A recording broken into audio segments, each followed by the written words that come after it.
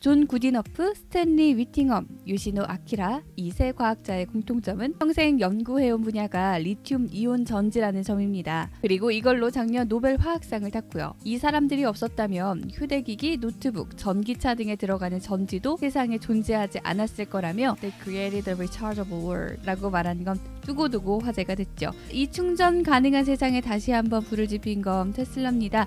얼마 전 아예 이름조차 배터리데이인 행사도 열었었죠. 올해 초부터 언급해온 자체 배터리 생산 사업 계획을 밝힐까 기대를 모았었는데요. 물론 그건 아니었지만 어쨌든 전기차 생산 기업들이 배터리 자체 생산에 사활을 걸고 있음을 알린 계기가 되며 2차 전지에 대한 관심에 불을 붙였습니다. 2019년 2차 전지 연구자들의 노벨 화학상 수상, 2020년 전기차 시장의 급격한 성장 가도는 과연 우연의 일치일까요? 전지라고는 건전지 말고는 아는 게 없으시다고요? 그럼 지금부터 잘 들어보세요.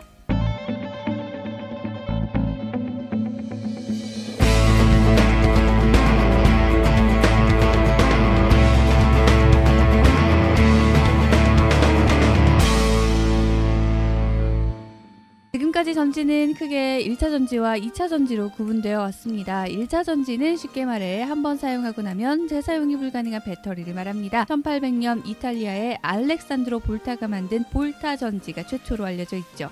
우리가 볼트라고 하는 그 용어도 이 볼타의 업적을 기리기 위해 만들어진 것입니다. 너무 어렵다고요? 꽤 우리가 건전지라고 부르는 것들이 대표적인 1차 전지죠. 이것도 좋지만 문제는 일회용이기 때문에 생산할 때마다 새로운 자원이 필요하고 소비자의 경제적 부담도 적지 않다는 점이죠. 방전된 전지 내부에 남아있던 화학물질은 환경오염의 요인이 되는 등 많은 한계가 있고요. 2차 전지는 1차 전지의 이런 한계를 극복하는 과정에서 탄생했습니다. 쉽게 말해 2차 전지는 방전된 후에도 다시 충전해서 사용할 수 있는 배터리를 말하는 거죠.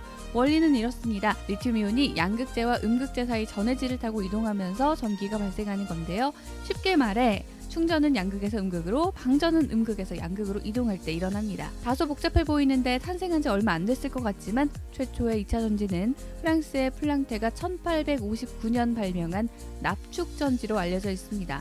꽤 오랜 역사를 갖고 있죠. 그런데 리튬이온은 뭐고 2차 전지는 또 무슨 말이냐고요? 1970에서 80년대 구디너프와 위팅엄의 리튬 관련 연구 발표를 계기로 2차 전지는 리튬 이온 전지로 인식되게 된 겁니다. 한마디로 리튬 이온 전지는 2차 전지의 대표격인 셈이죠. 어쨌든 이 리튬 이온 전지는 다른 배터리보다 가벼운 데다 카드뮴, 납, 수은 등의 환경 규제 물질이 들어있지 않아요. 충전 가능 용량이 줄어드는 메모리 효과도 적은 편이라 여러모로 1차 전지보다는 높은 출력이 가능하고요. 가성비가 좋다고 해두죠. 그러다 보니 전기차에도 바로 이 리튬이온 배터리가 쓰이고 있습니다. 1985년 요시노 아키라는 리튬의 경량화에 성공해 최초의 상용 리튬이온 배터리를 만들어낸 이후 일본 전자회사 소니가 이 내용을 바탕으로 1991년 충전 가능한 배터리가 들어있는 워크맨을 출시해 엄청난 성공을 거두기도 했습니다. 최근 이 2차 전지가 더 자주 거론되는 이유는 전지와 전기차 시장이 서로 맞물려 있기 때문입니다. 테슬라가 전기로 달리는 자동차를 개발하면서 전지가 석유를 대체하게 됐거든요. 전기차를 필두로 한 신기술들은 거의 대부분 리튬이온 배터리를 필요로 합니다. 그러다 보니 리튬이온 전지 시장에서 엄청난 각축전이 벌어지고 있죠. 우선 한정된 원재료 리튬을 먼저 손에 넣으려는 회사들의 움직임이 치열한데요. 리튬 수요량은 2025년까지 2017년 대비 약 3배 증가한 71만 톤까지 증가할 전망임에도 공급은 제한되어 있기 때문이죠. 특히 전체 생산량의 75%가량이 남미 칠레 부근에 집중돼 있어 수요 대비 공급량이 매우 부족할 수밖에 없습니다. 국내에선 포스코가 2010년 리튬 직접 추출 기술을 세계 최초 개발한 후 약 10년간 발빠르게 리튬 상업화 제반 마련을 위해 힘써왔는데요. 2018년 광산권을 인수한 아르헨티나 소금호수에서는 내년부터 리튬을 생산할 예정이기도 합니다. 포스코가 생산할 수 있는 리튬의 양은 연간 5만 5천 톤, 전기차 약 110만 대에서 120만 대의 배터리 제조가 가능한 규모로 추정됩니다. 리튬을 활용해 2차 전지를 고효율로 만드는 노력도 이어지고 있습니다. 특히 리튬 금속 산화물로 구성된 양극재는 전기차 원가의 40에서 45%를 차지하고 있어 비용은 낮추고 효율은 높이려는 기술 개발이 한창인데요. 국내에선 LG화학의 전기차 배터리 개발이 세계적으로 주목받고 있죠. 지난 2009년 현대자동차의 아반떼 하이브리드카에 리튬 폴리머 전지를 단독 공급하는 등 LG화학은 무려 15,000개가량의 배터리 관련 특허를 보유하고 있는데요. 작년 말엔 글로벌 자동차 업체 GM과 함께 미국의 전기차 배터리셀 합작 법인을 세우고 총 2조 7천억 원을 투자해 배터리 생산 공장을 짓기로 결정해 이슈가 됐죠. 올해 말 12월 1일자로 LG화학에서 배터리 사업만 분사해 LG 에너지 솔루션을 출범시키겠다 선언도 했고요. 업계뿐만 아니라 학계에서도 활발히 연구가 진행되고 있습니다. 지난 22일 세계 유명 학술지 네이처 에너지에는 한양대 에너지공학과 선양구 교수 연구팀의 전기차 배터리를 획기적으로 개선할 수 있는 원천 기술 연구 결과가 실려 주목받았는데요. 쉽게 말해 선 교수팀이 개발한 NCX 양극재 기술을 배터리에 사용하면 1회 충전으로 600에서 700km 주행이 가능하고 20년 동안 사용해도 90% 이상 성능이 유지될 수 있다는 내용입니다. 원가 절감과 주행거리 증대로 전기차 시장을 한 단계 더 도약시킬 거라는 평가를 받고 있고요. 일본 도요타 자동차는 교토대와 함께 공동으로 전기차 배터리 연구를 추진 중입니다. 올해 8월에는 플루오라이드 이온을 활용한 배터리 시제품을 개발했다고 발표했는데요. 발표 내용에 따르면 이번 시제품은 작은 부피로도 기존 리튬이온 배터리에 비해 단위 무게당 약 7배의 에너지를 저장할 수 있습니다. 이론대로라면 한 번 충전으로 도쿄에서 후쿠오카까지 1000km 이상을 달릴 수 있는 전기차가 등장할 텐데요. 연구 내용이 상용화되기까지 시간이 걸리겠지만 되면 정말 대박 사건인 셈이죠. 이렇게 활발히 연구되고 있지만 한계가 없는 건 아닙니다. 우선 현재 리튬이온 배터리는 온도나 압력, 누액 등에 취약한 편입니다. 이런 불안정성은 종종 발화 등의 사고로 이어지기 쉽고요.